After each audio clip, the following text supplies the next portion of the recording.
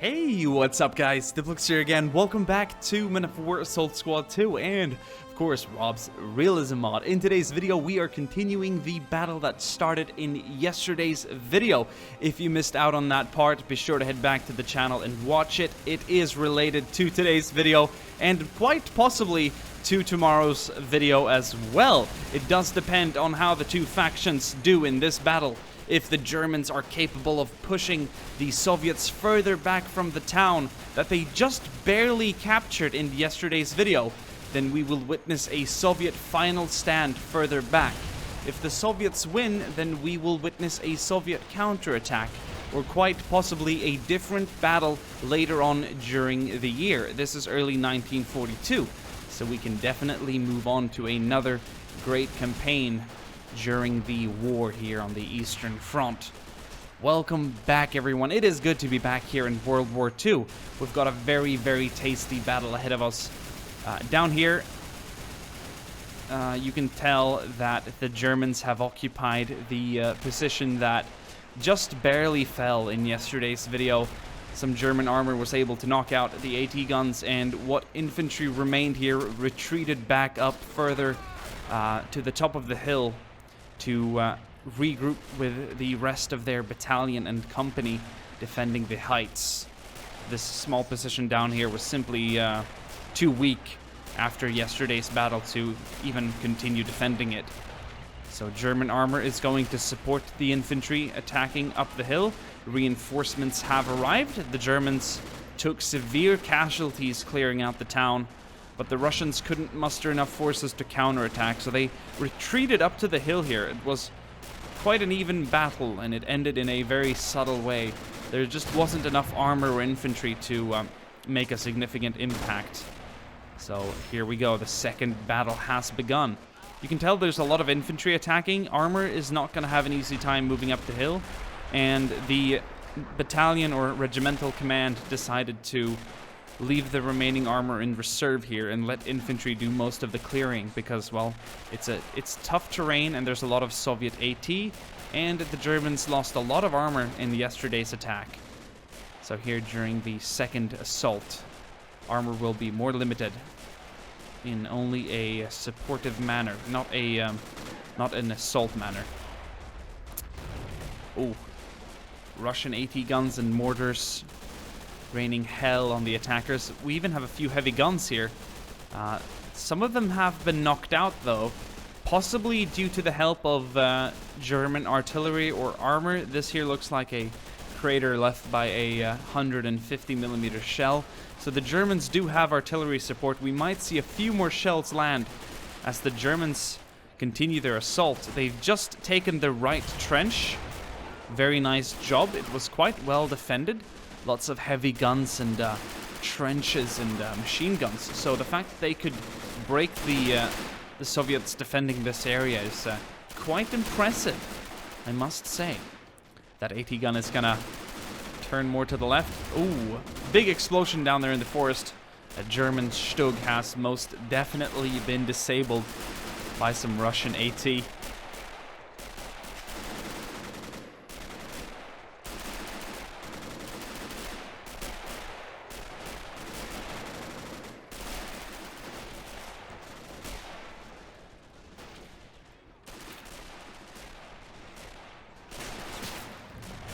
Oh, big explosion up here. Oh, some half-tracks are coming down the center. Very nice.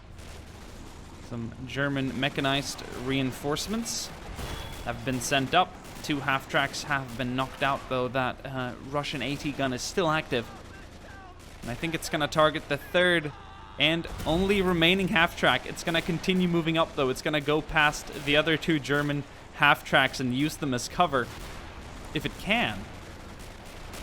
It might just work out. It's going to continue transporting a squad of infantry further up the hill. But right now the Germans are in control of both of the trenches. Only a few Russians remain here to defend their ground. For how long? We have a company commander here holding out together with a squad leader. They're holding the right trench here. They're doing as much as they can. Germans are going to get close. Grenades. Ooh.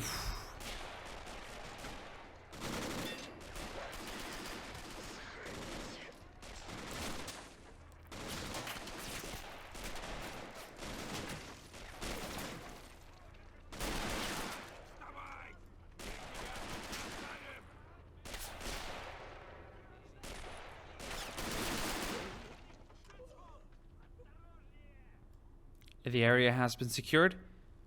The attacking sections are going to split off, return to their battle formation, and continue the assault. The German platoon here on the left side is going to continue straight up ahead, and they're going to meet some very, very, very tough Soviet resistance in the next trench line. I'm going to give you guys a preview of the battle that is to follow in case the Germans do succeed at capturing the trenches. It is very unclear. It's a pretty even battle, so anything can happen. Wow, artillery. That must be Russian mortars zeroing in on the German infantry moving up. I'm going to go ahead and take command of a German half-track and send it.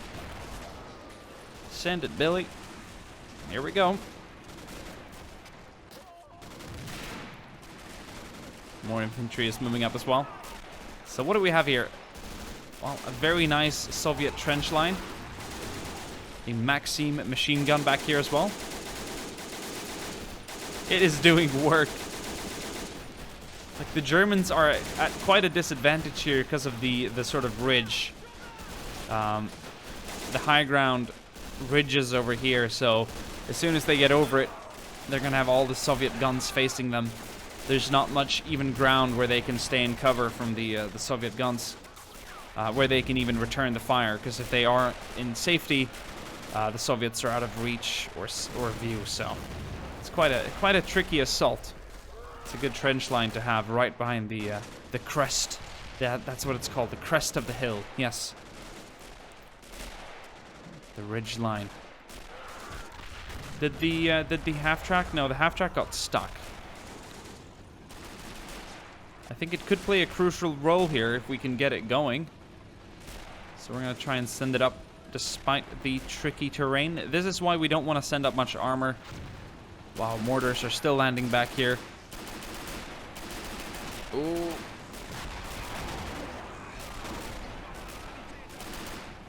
Let's first get the infantry dismounted.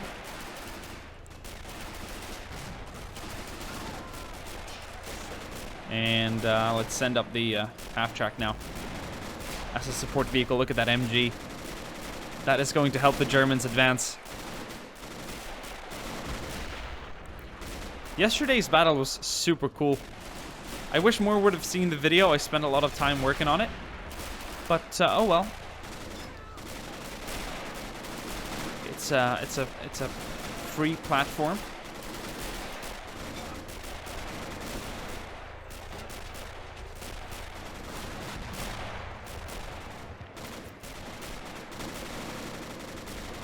The Maxim gun has been disabled or neutralized. We have a few more Russian soldiers holding the trenches here to the left. There's a lot of German guns focusing fire right now, but the tougher trench to clear is this one back here. It's got lots of machine guns in it, and there's also two mortars currently dropping rounds on the... Oh, look at that. On the attacking Germans. And if they get bogged down over here, they're going to get slaughtered. I reckon the mortars have already killed several dozens of German soldiers here. You can tell all the craters and hits. This might be the very last wave. It doesn't look like any more Germans are being sent into the fight. So the last company has been deployed here in the battalion that is now today attacking. We took a lot of casualties yesterday. There's no doubt about that. Mainly armored vehicles and tanks were lost. All the Stugs were lost. I think we had about 8 deployed, as well as 8 Panzer IVs and 3 Panzer IIIs. So that was quite a lot of armor to lose during 20 minutes of fighting. And I think we lost about a company of mechanized grenadiers, Panzer grenadiers in this case. So that was that. Actually, these are probably just regular grenadiers, not panzer grenadiers in that remark.